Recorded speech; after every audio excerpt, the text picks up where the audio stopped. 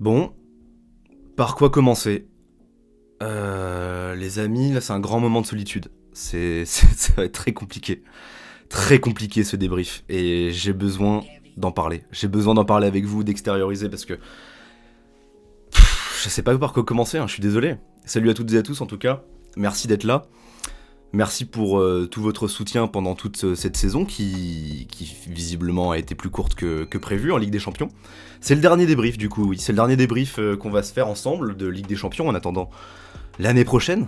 Cette phrase qu'on ne cesse de répéter de saison en saison, même si j'osais espérer, et j'étais peut-être un petit peu naïf, que on avait dépassé ce cap mental de se faire bousculer, de sombrer. Voilà, demi-finale contre Manchester City, ils auraient été meilleurs. Finale contre le Bayern, c'est le Bayern. Ils ont mis 8-2 au Barça juste avant. Ok. Mais là, on retourne dans nos travers. On retourne dans nos travers et on fonce droit dans le mur. On l'a pris, mais en plein dedans, ce mur. On en parle depuis des débriefs, des matchs de Ligue 1 qui se ressemblent, avec à chaque fois, on s'en remet à Mbappé. Et bah aujourd'hui, on n'est pas allé le chercher, ce dernier but, à la dernière seconde. Ah bah vous voyez, ça change tout. Hein. Ça change tout quand on s'en remet pas à Mbappé. Et encore, le pauvre garçon, il a mis 3 buts aujourd'hui. 3 buts. 2 hors-jeu, ok. Mais à part lui, t'as personne qui plante. Le deuxième meilleur buteur en Ligue 1, c'est Danilo. 5 buts, derrière Mbappé. Qu'est-ce qu'on fait avec cette équipe? Qu'est-ce qu'on fait? Qu'est-ce qu'on a fait? On a fait une faute professionnelle, voilà ce qu'on a fait. C'est terrible, mais le pire, c'est qu'on fait même pas un mauvais match dans l'ensemble. Dans l'ensemble des deux confrontations, t'as un match et demi qui est maîtrisé de la part du PSG. Mais encore une fois, c'est pas suffisant. C'est la Ligue des Champions. T'as des joueurs comme Karim Benzema, il a pas besoin de 36 000 occasions derrière. Il a pas besoin de faire un contrôle qui prend 3 heures à faire comme ceux de Neymar. Il a pas besoin de faire le geste de trop. Non, lui, il met le pied là où il faut, et il cadre. Tout simplement. Il cadre, il vient presser jusqu'à Donnarumma qui a fait le pire match de sa vie. Je pense qu'il va mettre pas mal de temps à s'en remettre, l'ami Donnarumma, parce que sa boulette, elle a Loris Karius, en plus c'est incroyable. Canal Plus nous montrait des palettes de Benzema juste avant le match, et on revoyait les images de Karius, et moi je me disais, ah mais tranquille, on a Donnarumma, on a le meilleur gardien de sa génération. Bon, je vais pas être trop dur avec Donnarumma parce que c'est un jeune gardien.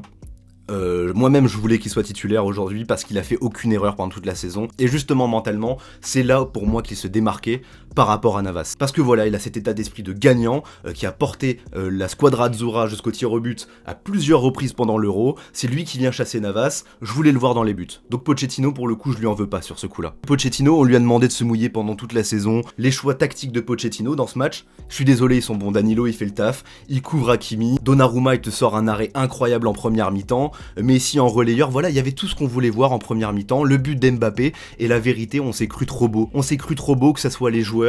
Moi j'étais déjà là à la mi-temps à me dire non mais c'est pas possible, vu qu'on a passé ce cap mental depuis quelques saisons avec ce match retour, à huis clos avec cette commémoration avec les supporters, d'ailleurs merci aux supporters, mais voilà, je pensais qu'on avait passé ce cap, de pas sombrer à la moindre déconvenue, de pouvoir réagir. Ça on l'a vu pendant toute la saison en Ligue 1, normalement on sait réagir dans les dernières minutes. Bah non, vraisemblablement c'est pas une règle d'or, et déjà on avait eu un avertissement contre Nice, mais bon, tout le monde, même dans les commentaires dans mon dernier débrief, me disait t'inquiète, c'est Nice, il y avait l'équipe B, dans tous les cas contre le Real ça sera pas le même match. Et bah les gars, vous l'avez vu, on n'est pas invincible. Et quand on se mange une boulette, quand on commence à douter, c'est toute l'équipe qui trépasse, et il n'y a plus aucune organisation. Et pourtant je gardais espoir après la boulette de Donnarumma, où le Real Madrid, leur stade était galvanisé, où ils étaient à fond. On a réussi à avoir une petite session, où voilà, on contrôlait bien le ballon avec Paredes, il a été choisi pour ça. Et bah à la sortie de Paredes, on a fait rentrer Gay, moi-même je voulais Gay, pour qu'il mette un petit peu d'impact, voilà, qu'il apporte avec ses courses en fin de match, pour calmer un petit peu le Real Madrid. On l'a pas vu Gay, et on n'a vu aucune structure au milieu de terrain, dans cette fin de partie catastrophique de la part du Paris Saint-Germain. L'équipe était encore scindée entre une défense balbutiante et une attaque qui ne faisait plus les efforts, alors que Messi pourtant les a fait en première mi-temps. Neymar a beaucoup couru en première mi-temps, en deuxième il n'y avait plus rien. Et le seul espoir qu'on avait, que ce soit les joueurs, les supporters, c'était de balancer un ballon pour Mbappé, mais au bout d'un moment il peut pas tout faire Mbappé, même si peut-être qu'il y a un penalty qui doit être sifflé sur lui, je sais pas comment il s'en sort à là-bas, dites-moi dans les commentaires si vous pensez qu'il y a penalty ou pas, mais derrière c'est pas une excuse. Encore une fois, saison après saison, on se fait toujours balayer avec des erreurs d'inattention, c'est du mental. Comment, après le deuxième but du Real Madrid, on peut se faire bouffer comme ça, dans le pressing direct du Real Madrid, alors que c'est nous qui avons l'engagement. On se prend le but derrière, on n'a pas le temps de se remettre de nos émotions, du doublé de Benzema, que voilà que Benzema nous met un triplé. Je vous jure les gars, je sais même plus comment commenter cette équipe. C'est trop dur. Cette saison est invraisemblable. Tactiquement, on était au point, on avait une équipe au complet, on a pleuré pendant 2 jours parce que Mbappé s'était fait bobo à l'entraînement, il était là Mbappé, on avait toutes les bonnes conditions pour faire un bon match au Bernabeu, c'est ce qu'on a commencé par faire, et puis on a sombré. Voilà, encore une fois. Et cette défaite, bien sûr, elle me rappelle de mauvais souvenirs, elle m'attriste en tant que supporter, mais aussi professionnellement, parce que voilà, nous on donne de notre personne. Joe, que vous retrouvez dans les live Twitch, il a payé son billet d'avion, il était sur place pour vous faire vivre l'effervescence autour de ce match, les supporters, tout ça. Voilà, on se donne les gars. On se donne, on est là pour tous les débriefs, tous les week-ends, tous les matchs, toutes les purges du PSG, on se les tape.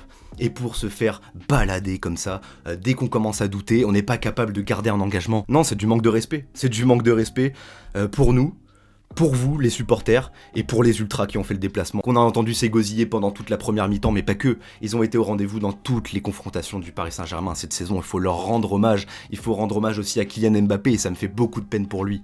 La finale de la Ligue des Champions, elle était à Paris. Il y avait tout pour gommer les approximations de cette saison de merde. On a un groupe qualitatif qui a commencé à prendre un semblant de cohérence contre le Real Madrid, où on s'est dit, ok, on peut aller plus loin. Et voilà, on est rattrapé par la réalité, par un Real Madrid qui en veut, qui n'a rien lâché. Et voilà, c'était ça aussi que je redoutais. C'était qu'on se repose sur nos acquis. On se disait, voilà, le milieu emblématique, Modric, Kroos, Casemiro, on les a bu au match aller, ils étaient pas capables d'aligner 2 passes. Et bah c'était sûr qu'on allait avoir une autre physionomie de la rencontre au match retour. On l'a vu dès les premières secondes, Modric, ça a été un poison pour le Paris Saint-Germain. Bravo à Benzema, mais derrière t'as Modric qui est incroyable. Bref, je sais pas quoi rajouter de plus, si ce n'est de vous demander, voilà, c'est peut-être pas le moment, mais c'est la seule chose qui peut nous remonter le moral et montrer un petit peu de solidarité entre supporters, c'est un petit abonnement, un petit pouce bleu pour nous soutenir pour les prochains mois qui vont être compliqués. Voilà, pour essayer de nous rendre l'appareil par rapport à l'investissement qu'on a essayé de produire. Voilà, on espère quand même, toute l'équipe Canal Supporter, que on est au rendez-vous pour vous et qu'on vous produit un maximum de contenu qui voilà, vous satisfait.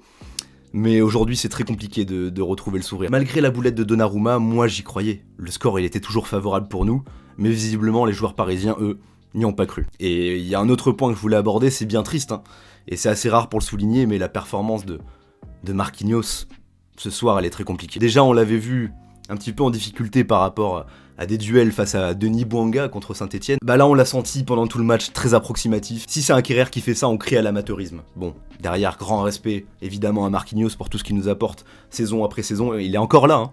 Il est encore là, malgré toutes les galères qu'on a vécues. Mais c'est dire à quel point on a sombré. Et je voudrais quand même avoir une pensée pour Thiago Silva, qui a ramassé pendant des années, voilà. C'était le symbole de l'échec du Paris Saint-Germain, comme quoi on défendait trop bas, on paniquait à cause de lui. Il avait un manque de leadership. Ok. Bah Thiago Silva, il a gagné la Ligue des Champions. Pile quand il est parti du Paris Saint-Germain. Voilà, donc il va y avoir une grosse remise en question, je pense, dans ce club.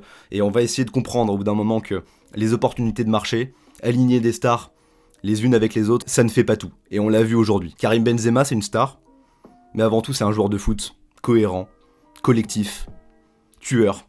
Bref, un grand joueur de foot. Faut lui rendre hommage aussi. Le triplé qu'il fait, c'est incroyable. Voilà, je vais essayer de penser à autre chose. Ça va pas être mince à faire. Je pense que, comme vous, hein, on va se remater les actions pendant toute la nuit. Ça va être super sympa. Voilà, force à vous, force à nous. J'espère quand même que ce débrief aura été cohérent. Bravo au Real Madrid. Voilà, c'est toujours compliqué à chaud d'avoir la lucidité. Mais j'espère avoir été complet. Et n'hésitez pas à réagir évidemment dans les commentaires si vous voulez transmettre vos messages. Je les lirai. Voilà, c'était Théo pour vous servir, comme toujours. Et on se retrouve très bientôt pour, j'espère, de meilleures sensations. Allez, ciao tout le monde!